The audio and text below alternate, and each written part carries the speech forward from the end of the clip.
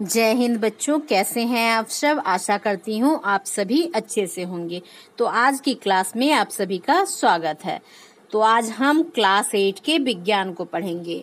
Class 8 के जो विज्ञान की पाठ्य पुस्तक है उसमें पाठ 16 में है वायु एवं जल प्रदूषण, एयर एंड वाटर पोल्यूशन। तो इसका एक भाग हम पहले ही पढ़ चुके थे, जिसके अंतर्गत हमने पढ़ा था कि वायु प्रदूषण क्या होता है, और हमने ये भी जाना था कि जो वायु प्रदूषण है उसके अलग अलग कारक हैं, और उसको हमने मुख्यतः 3 भागों में बांटा था: उत्पत्ति के आधार पर, पदार्थों की अवस्था के आधार पर और स्रोतों के आधार पर। इसके साथ ही हमने वायु प्रदूषण से होने वाले नुकसान के बारे में भी चर्चा किया था। तो यहाँ तक हम पढ़ चुके थे। आज इस पाठ को आगे बढ़ाते हुए हम पढ़ेंगे अम्ल वर्षा, एसिड रेन। तो वायु प्रदूषण के कारण वायुमंडल में जो उपस्थित सल्फर, उसको गंधक भी कहा जाता है, और नाइट्रोजन के ऑक्साइड, तो जो नाइट्रोजन के ऑक्साइड हैं, सल्फर के ऑक्साइड हैं, ये वायु में उपस्थित रहते हैं। इतना ज्यादा प्रदूषण बढ़ रहा है वायु में कि ये जो गंधक हैं, नाइट्रोजन हैं, ये वायु में मिल जाते हैं। तो वायु में जलवाष्प पहले से ही उपस्थित रहता है। तो ये जो सल्फर है, नाइट्रोजन है, इसके ऑक्साइड वायु में उपस्थित जो जलवाष्प होते हैं उसके साथ प्रतिक्रिया करते हैं, और प्रतिक्रिया के बाद गंधकाम्ल या नाइट्रिक अम्ल का निर्माण करते हैं। सल्फ्यूरिक अम्ल और नाइट्रिक अम्ल का निर्माण करते हैं। ये अम्ल वर्षा जल के साथ मिलकर जब धरती पर गिरते हैं तब इन्हें अम्ल वर्षा कहते हैं। तो ये जब बारिश होता है तब ये बारिश के पानी में मिल जाते हैं और बारिश के रूप में पृथ्वी पर, धरती पर आते हैं। तब इस तरह का जो वर्षा होता है उसे अम्लीय वर्षा या एसिड रेन कहते हैं। तो ये चित्र में आप देख पा रहे होंगे, ये आगरे का ताजमहल है। ये सफेद संगमरमर से बना है। तो जब अम्लीय वर्षा होता है तो इसका प्रभाव भी इसके जो संगमरमर हैं उस पर बहुत ज्यादा पड़ रहा है। तो अम्ल वर्षा का प्रभाव इस पर भी देखने को मिल रहा है। अब हम जानेंगे कि अम्ल वर्षा का दुष्प्रभाव और कहाँ-कहाँ देखने को मिलता है। तो अम्ल वर्षा के कारण नदियों, तालाबों और झीलों का जो जल है वो पीने योग्य नहीं रह जाता है। तो जब अम्लीय वर्षा होती है तो बरसात का पानी बहते हुए नदियों में, तालाबों में, झीलों में चला जाता है और वहां के जल के साथ मिल जाता है। तो ये जो जल होता है ये अब पीने योग्य नहीं रह सकता है, इसको हम पी नहीं सकते। जल में रहने वाली जो मछलियां हैं, केकड़े हैं, या फिर जो जलीय जीव हैं, उसके अलावे जो जलीय वनस्पतियां हैं, तो उस पर भी अम्लीय वर्षा का बहुत ज्यादा दुष्प्रभाव पड़ता है, और यह भूमि की जो उर्वरा शक्ति है उसको भी कम कर देती है। तो अम्ल वर्षा के कारण ताजमहल का क्षरण हो रहा है, संरक्षण नहीं होगा, यहाँ होगा क्षरण हो रहा है। तो इसके कारण क्या हो रहा है, जो ताजमहल है वो संगमरमर का बना है, तो संगमरमर का क्षय हो रहा है इसी अम्लीय वर्षा के कारण। और यह जो घटना है हो रहा है संगमरमर का क्षय होने का, तो इस घटना को कहते हैं संगमरमर का कैंसर। संगमरमर का कैंसर। तो मथुरा में स्थित जो तेल परिशोधक कारखाने हैं वहां से निकलने वाले जो काले कण है उसके कारण ताजमहल का जो रंग है वो पीला हो रहा है। सर्वोच्च न्यायालय के आदेश से आगरा और उसके आसपास स्थित जो उद्योग है उसको संपीड़ित प्राकृतिक गैस, मतलब कंप्रेस्ड नेचुरल गैस, सीएनजी, और द्रवित petroleum gas, liquefied petroleum gas मतलब एलपीजी गैस जैसे स्वच्छ ईंधनों के प्रयोग का निर्देश दिया गया है। क्योंकि ये हमारी धरोहर है जो ताजमहल है, यदि इसकी जो सुंदरता है उसमें पीलापन आ जाएगा तो क्या होगा, हमारे देश का ही नुकसान होगा। तो इसलिए इसे सुरक्षित रखने के लिए, इसकी सुंदरता को बनाए रखने के लिए सर्वोच्च न्यायालय द्वारा आदेश दिया गया है कि आगरा और उसके पास आसपास जितने भी उद्योग हैं वहां पर सीएनजी या फिर एलपीजी गैस का ईंधन के रूप में उपयोग किया जाए। तेल शोधक कारखानों की जो चिमनियां हैं उसकी ऊंचाई को भी बढ़ाया जाए तथा इसमें फिल्टर लगाए गए हैं ताकि जो कज्जली कण है मतलब काले कण है वो हवा में ना उड़ सके, जिससे ताजमहल की क्षति ना हो। तो सरकार के द्वारा बहुत सारे कदम इसके सुंदरता को बनाए रखने के लिए किया जा रहा है। अब हम देखेंगे विश्व तापन ग्लोबल वार्मिंग तथा उस पर हरित गृह प्रभाव या पौधाघर का प्रभाव ग्रीन हाउस इफेक्ट। तो विश्व तापन तथा हरित गृह प्रभाव या फिर उसी को कहते हैं पौधाघर प्रभाव। तो सूर्य की जो किरणें होती हैं वो वायुमंडल से गुजरने के पश्चात पृथ्वी की सतह को गर्म कर देती है। तो सूर्य की किरणें आती है वो वायुमंडल से होते हुए पार होते हुए पृथ्वी की जो सतह है वहां तक पहुंचती है और उसके सतह को गर्म कर देती है। तो पृथ्वी की सतह गर्म होने के बाद मुख्यतः लंबी तरंग लंबाई वाले आवर्त विकिरणों को उत्सर्जित करती है। तो जो पृथ्वी का सतह है वो गर्म हो जाता है, उसके बाद वो लंबी तरंग वाले अवरक्त विकिरणों को उत्सर्जित करने लगती है और ये विकिरणें ग्रीन हाउस गैस। तो ग्रीन हाउस गैस कौन कौन से हैं? ग्रीन हाउस गैस हैं कार्बन डाइऑक्साइड और मीथेन। तो ये गैस का जो एक आवरण बन जाता है प्रदूषण के कारण इसकी जो मात्रा है बहुत ज्यादा बढ़ जा रही है। कार्बन डाइऑक्साइड की मीथेन की मात्रा इतनी बढ़ गई है कि इसका एक आवरण जैसा तैयार हो गया है। और ये जो विकिरण है जो पृथ्वी की सतह से आ रहे हैं पृथ्वी के गर्म होने के बाद, तो ये विकिरणें ग्रीन हाउस गैस के आवरण को पार नहीं कर पाती है। तो जो कार्बन डाइऑक्साइड या फिर मीथेन का आवरण है उसको ये विकिरणें पार नहीं कर पाती है। तो इससे क्या होता है? इनसे परावर्तित होकर वो क्या होता है उससे परावर्तित होकर अवरक्त किरणें जो होती है वो पुनः पृथ्वी की जो सतह है वहां लौट आती है, तो वापस पृथ्वी की ओर लौट आती है और इस कारण पृथ्वी के तापमान में वृद्धि हो रही है। इसके कारण क्या हो रहा है? पृथ्वी का जो ताप है वो बढ़ता जा रहा है और इस प्रभाव को हरित गृह प्रभाव कहते हैं। हरित गृह प्रभाव कहते हैं। ग्रीन हाउस इफेक्ट या पौधाघर प्रभाव भी कहा जाता है। तो इसके कारण क्या हो रहा है? लगातार ताप में वृद्धि हो रहा है। देखिए यहाँ दिखाया गया है।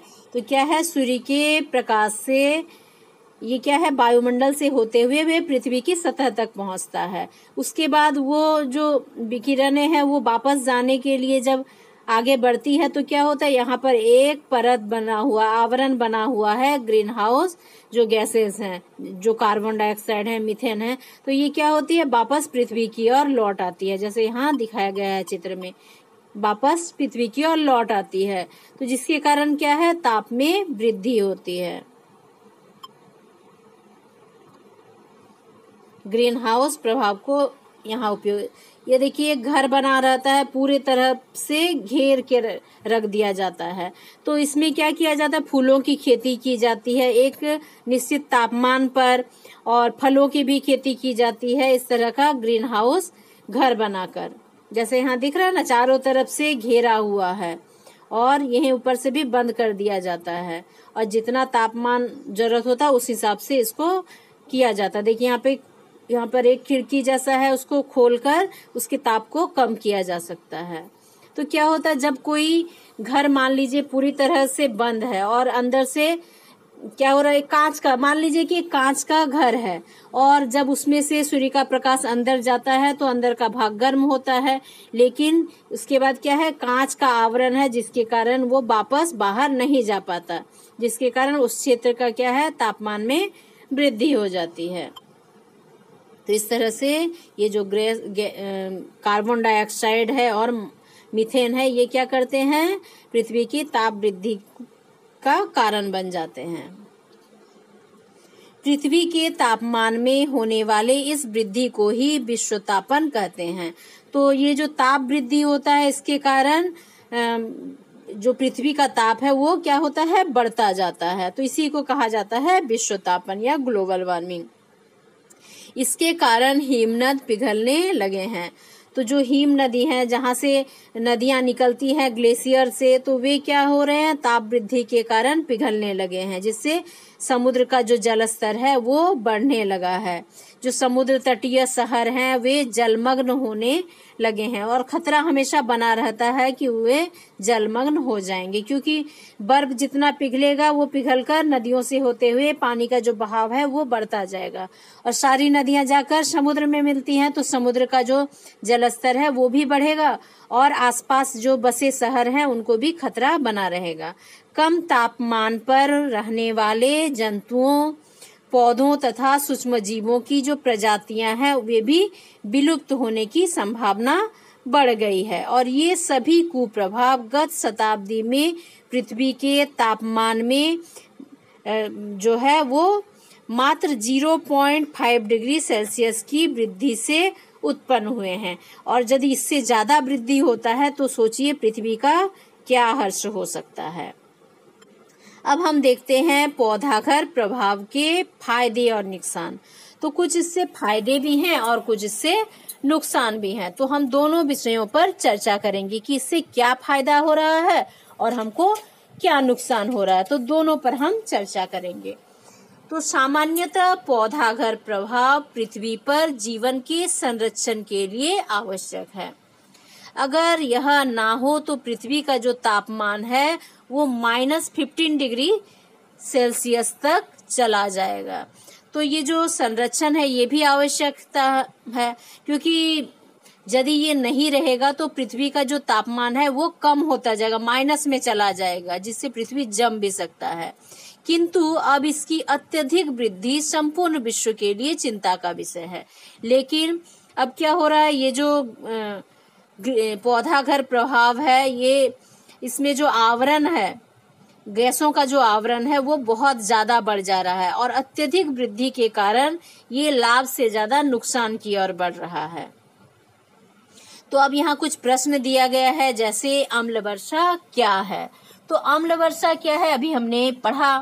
तो वायुमंडल में उपस्थित सल्फर और नाइट्रोजन के ऑक्साइड वायु में उपस्थित जलवाष्प से प्रतिक्रिया करते हैं और इसके बाद क्या बनाते हैं, सल्फ्यूरिक अम्ल और नाइट्रिक अम्ल का निर्माण करते हैं।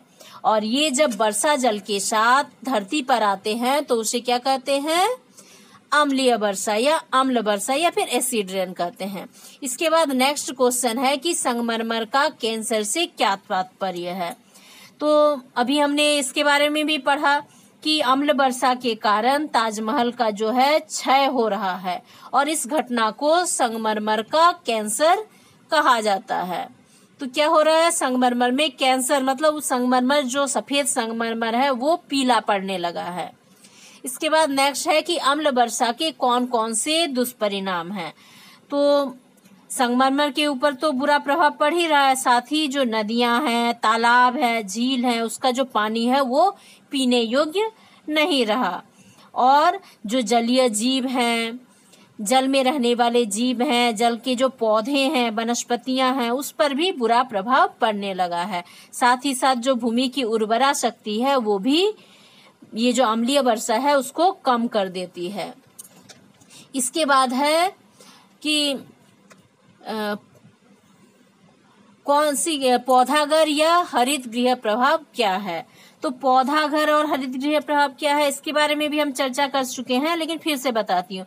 तो जो CO2 मतलब जो कार्बन डाइऑक्साइड गैस है या फिर मीथेन गैस है, ये हरित गृह प्रभाव डालने वाले गैस हैं। तो ये क्या करते हैं, ये सूर्य के ताप को वापस नहीं जाने देते हैं पृथ्वी से। तो ये जो ताप होता है वापस पृथ्वी की ओर आता है और जो किरणें होती हैं वे परावर्तित होकर पृथ्वी की ओर लौट आती हैं और इस कारण से पृथ्वी के ताप में वृद्धि हो रही है और इस प्रभाव को क्या कहते हैं, हरित गृह प्रभाव कहते हैं। तो कौन सी गैस है हरित गृह प्रभाव को वृद्धि करने के लिए जिम्मेदार, तो ये है carbon dioxide gas, methane gas. अब हम आगे देखते हैं वायु प्रदूषण पर नियंत्रण। तो ये जो वायु प्रदूषण हो रहा है ये जब हमारे लिए इतना नुकसानदायक है तो इस पर नियंत्रण भी आवश्यक है। तो इसका नियंत्रण किस प्रकार किया जा सकता है उसके विषय में अभी चर्चा करेंगे। वायु प्रदूषण पर नियंत्रण। तो वर्ष 2000 में झारखंड राज्य के निर्माण के बाद, तो झारखंड राज्य का निर्माण 2000 साल में किया गया है। तो जब झारखंड राज्य का निर्माण हुआ उसके बाद जो राजधानी बनी वो रांची बनी। तो रांची में वायु प्रदूषण का जो स्तर है वो 10 गुना बढ़ गया जब झारखंड राज्य अलग हुआ और रांची को राजधानी बनाया गया। तब इसका जो प्रदूषण है, वायु प्रदूषण का दर काफी बढ़ गया और यहाँ की जनसंख्या में असाधारण वृद्धि होने लगी। वाहनों की संख्या में 20 गुनी वृद्धि होने लगी और आधारभूत जो संरचनाएं हैं उसके लिए बड़े पैमाने पर वृक्षों की कटाई होने लगी। तो जब शहरों का विकास होता है तो वहाँ की जनसंख्या वृद्धि होने लगती है, क्योंकि अधिक से अधिक लोग वैसे जगहों में रहना पसंद करते हैं। वाहनों की संख्या में, गाड़ी की संख्या में वृद्धि हो जाती है और कुछ संरचनाओं का निर्माण करने के लिए वृक्षों की भी कटाई की जाती है। सड़कों के निर्माण के लिए वृक्षों को अंधाधुंध काटा जाता है, भवनों के निर्माण के लिए वृक्षों को काटा जाता है। तो इससे क्या होता है कि हमारी प्रकृति को बहुत ज्यादा नुकसान होता है और इसके साथ साथ वायु प्रदूषण भी वृद्धि करने लगती है।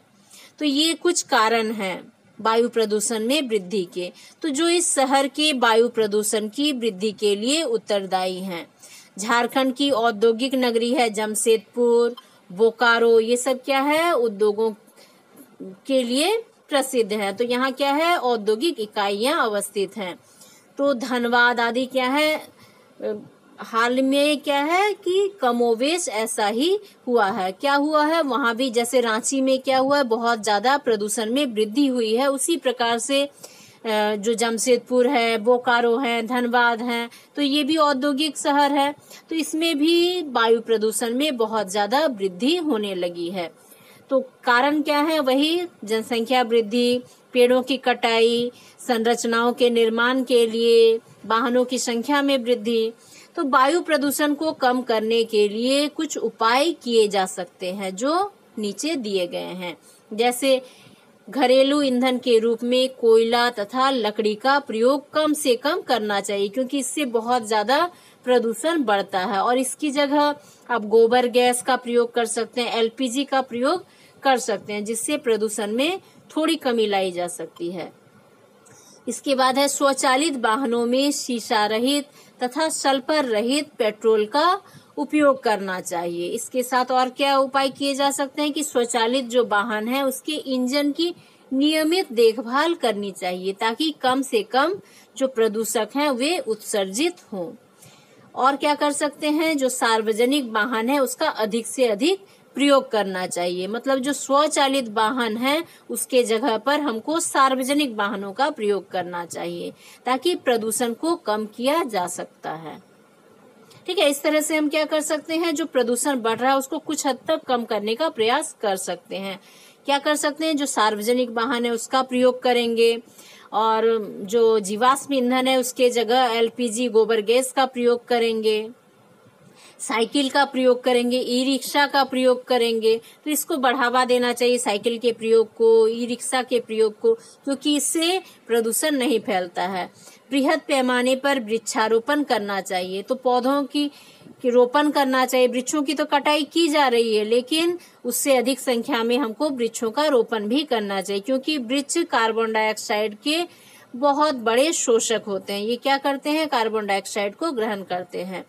इसके साथ ही कल कारखानों की जो चिमनियां हैं उसकी ऊंचाई अधिक होनी चाहिए, और इससे क्या होगा, आसपास के स्थानों में जो प्रदूषक गैस है उसकी कमी आएगी, ताकि वो क्या होंगे, ऊंचाई पर होंगे तो जो कारखानों से निकलने वाला जो विषैला धुआं है वो काफी ऊंचाई से तक जाएगा, जिससे आसपास के जो क्षेत्र है वहां नुकसान कम पहुंचाएगा। कल कारखानों को आबादी से दूर स्थापित करना चाहिए, और जो कारखाने होंगे उसको भी जो आबादी वाले जगह है उससे दूर ले जाना चाहिए।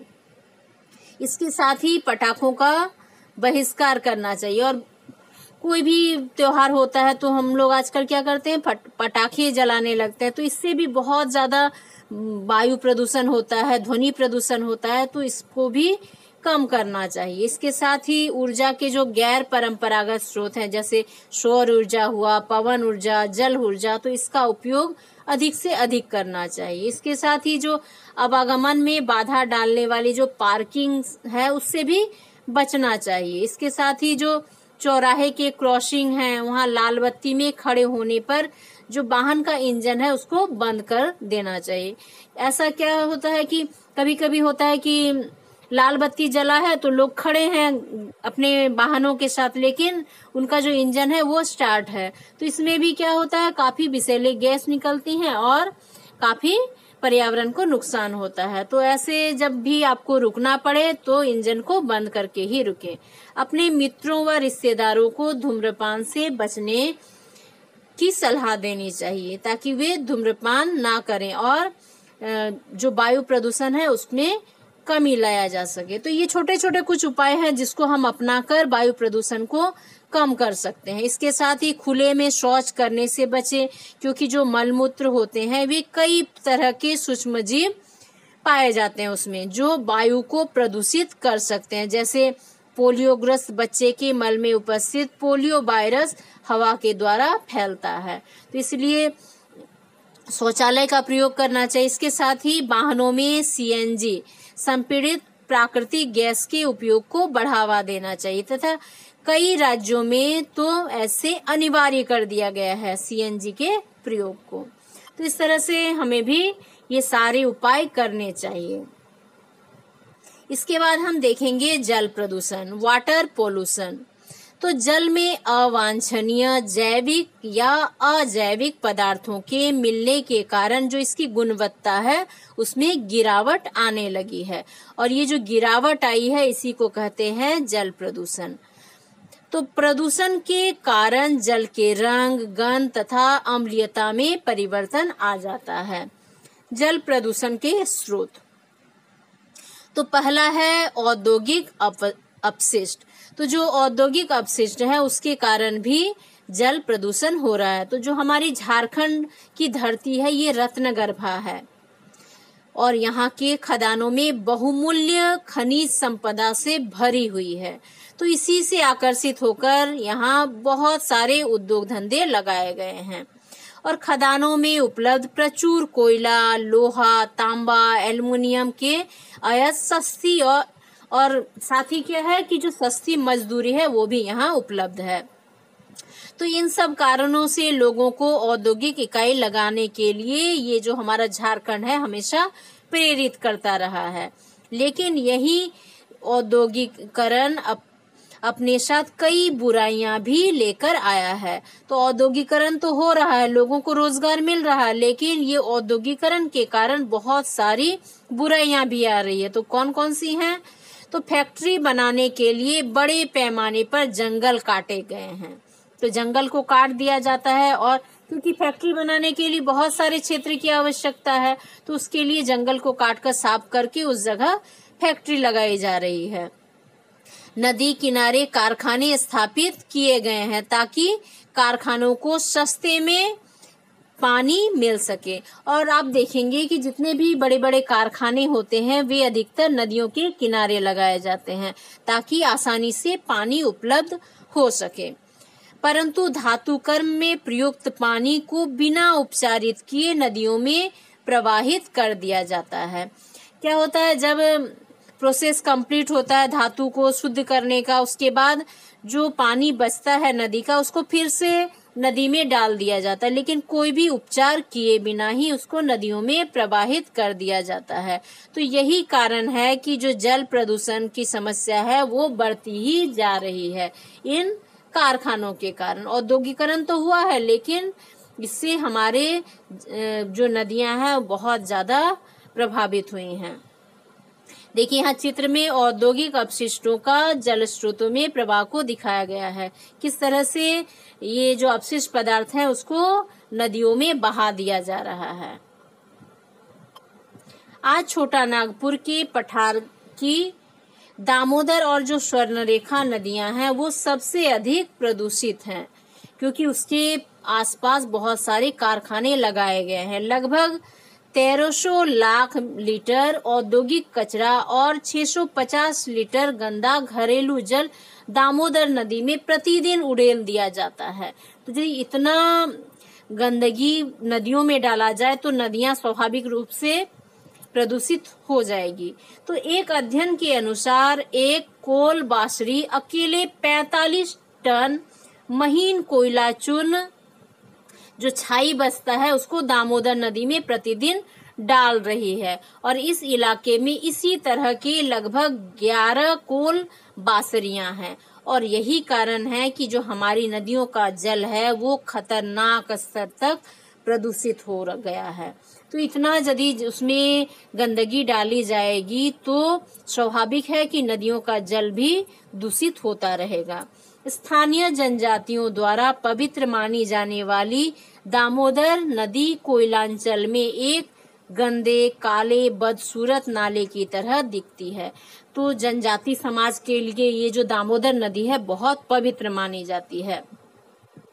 तो हमारे यहाँ जैसे हिंदू धर्म में क्या होता है कि जो अस्थियां होती है गंगा में विसर्जित की जाती है, गंगा को इतना पवित्र माना जाता है।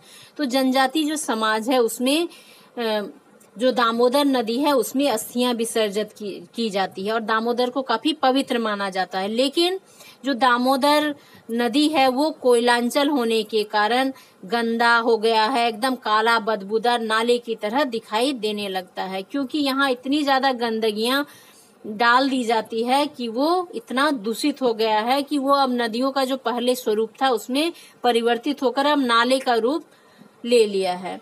पश्चिम सिंहभूम की कारो नदी भी नोवामुंडी, गोवा और चिरिया माइंस के लौह अयस्कों के कारण लाल ऑक्साइड से अत्यधिक प्रदूषित हो गई है। तो इस तरह से बाकी नदियों का हालत भी बहुत खराब है। तो जो पश्चिम सिंहभूम में कारो नदी भी है वो नोवामुंडी और गोवा और चिरिया जो माइंस है वहां का लौह अयस्क के कारण जो लाल ऑक्साइड है उसके कारण वो प्रदूषित हो गई है वो नदी। स्वर्णरेखा नदी की स्थिति भी कुछ ऐसी ही है। तो इस तरह से सभी नदियां प्रदूषित होने लगी हैं। तो इस तरह से जल प्रदूषण भी एक बहुत बड़ी समस्या है, क्योंकि हम इससे पहले जानते हैं कि जो नदी है वो हमारे लिए बहुत उपयोगी है। नदी हमारी जीवनदायिनी नदी है, क्योंकि उससे हमें जीवन मिलता है, उसी के जल से सिंचाई होती है, फसल उगते हैं, वो हमारे भोजन के रूप में हमें प्राप्त होता है, इसी से बिजली प्राप्त होता है। तो बहुत सारे उपयोग हैं नदियों के। लेकिन ये जो नदियां हैं वे प्रदूषित होने लगी हैं, इसलिए हमको थोड़ा सतर्क होने की आवश्यकता है और इन नदियों को बचाने की आवश्यकता है। तो इसके लिए हम सिर्फ अकेले कदम कोई उठाकर नहीं कर सकते। इसके लिए क्या होगा कि समूह को इसके लिए प्रयास करना होगा, साथ ही सरकार को भी इसके लिए प्रयास करना होगा, ताकि इन नदियों को बचाया जा सके जो हमें जीवन प्रदान करती है।